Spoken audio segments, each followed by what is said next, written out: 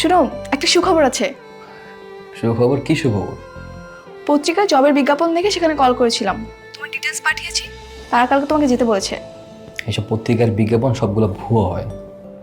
আরে না, trusted company, তুমি যাও না, কালকে দেখবা। ওকে, ঠিক আছে, তাহলে কালকে যাচ্ছি। এই শোনো, কালকে কিন্তু আমিও তোমার সঙ্গে যাব।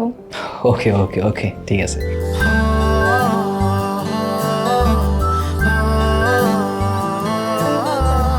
You must look have to be pretty. আচ্ছা ঠিক আছে, good night. Good night. By.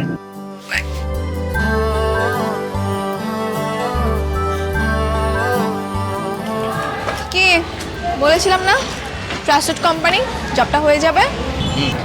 Thank you, তোমার জন্য জবটা হয়েছে। আচ্ছা, এখন তোমার উইশ কি? আমার উইশের কথা পরে বলবো, তার আগে চলো তোমাকে আমার একটা ফেভারিট প্লেস নিয়ে যাও।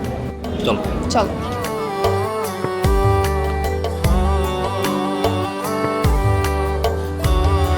তুমি জানো কি বলছিলাম? তোমার উইশ? আমার উইশ হচ্ছে আমি গ্রামে চলে যাব।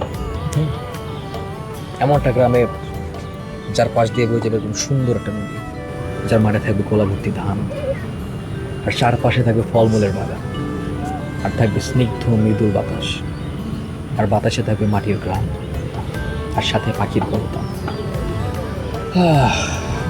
I really want this. এই নেচার ব্যাপারটা না আমাকে খুব টানে, আমাকে অনেক আকর্ষণ করে। এই গ্রামের মানুষ, মাটির গন্ধ, পাখির কলতান, সব কিছু। আচ্ছা, তোমার উইশ কি? আমার উইশ আর কি, ইউরোপের কোনো ছেলেকে বিয়ে করে সেটেল হয়ে যাওয়া। আমার এই দেশের কালচার ভালো লাগে না। কি হলো? Do you know it's a crime? এটা একটা অপরাধ। কিসের ক্রাইম? তোমার বিদেশে চলে যাওয়াটা অবৈধ, আইনত দণ্ডনীয় অপরাধ। কেন? মানে সিম্পল, তুমি জানো না, দেশের টাকা, দেশের সম্পদ বিদেশে পাচার করা যেমন অবৈধ অপরাধ, তেমনি তোমার মতো সুন্দর মেয়েও যদি দেশ ছেড়ে চলে যায়, এটাও অবৈধ। It's a crime. দেশের সম্পদ কমে যাবে, এটা বুঝো না? ধুর, তুমিও কি নাকি বলো। এই চলো ওইদিকে যাই।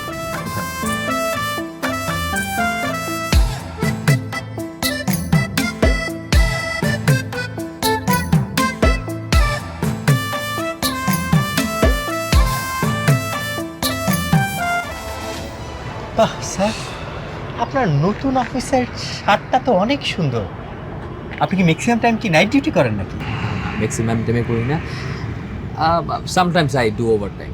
তারপর স্যার, আপনার রিলেশনশিপ কেমন চলছে বলুন না স্যার। মাসুদ সাহেব, আপনি আমাকে কথায় কথায় এখন স্যার স্যার বলেন কেন? আপনার সাথে আমার কত ক্লোজ একটা বন্ডিং আছে, আপনি আমার ভাইয়ের মতো না? আর তাছাড়া আমরা তো এখন আর অফিসের আন্ডারে নেই, সো ওয়াই স্যার? তা ঠিক আছে, এটা যদিও আমার বদ অভ্যাস, কিন্তু আপনাকে স্যার ডাকতে আমার ভালোই লাগে। বলুন না স্যার প্লিজ। সেটা আপনি এখানে কী বলুন, ঝামেলায় আছে। ও চাচ্ছে এনি হাও বিদেশে সেটেল হতে, তাই বিয়ের জন্য বিদেশি পাত্র করছে। আর আপনি তো আমাকে চিনিনি, how much I love my country. আর যাই হোক, আমি কখনো আমার দেশ ছেড়ে যাব। আর এদিকে সে প্রাণপণে চেষ্টা করছে যেভাবেই হোক সে বিদেশে সেটেল হবে। এই সিচুয়েশনে আমি কীভাবে তাকে প্রপোজ করি?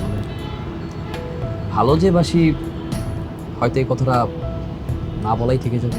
স্যার, যারা ভালোবাসে তারা হচ্ছে বীর। আরেকটা কথা হচ্ছে, প্রেমিকটা হচ্ছে বীর, আর পরাজয়ে ডরে না বীর। এটাও মাথায় রাখবেন। আপনি সাহস করে তাকে প্রপোজটা করে দিন, দেখুন হয়ে যাবে।